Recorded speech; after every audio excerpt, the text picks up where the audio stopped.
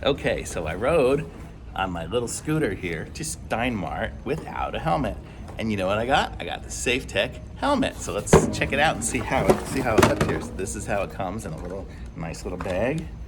And we'll open it up.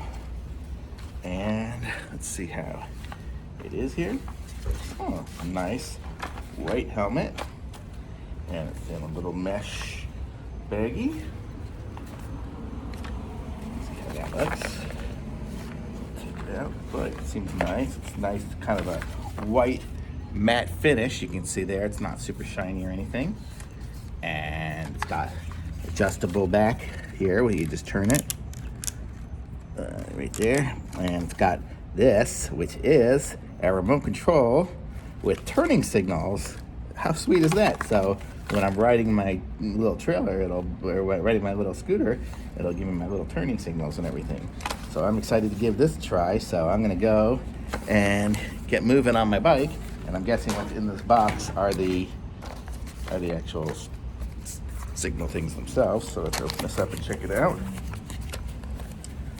Oh, charger. Charger and zip ties for all the stuff. So this is gonna be good. So ready to give it a try here. And I'm gonna go ride back.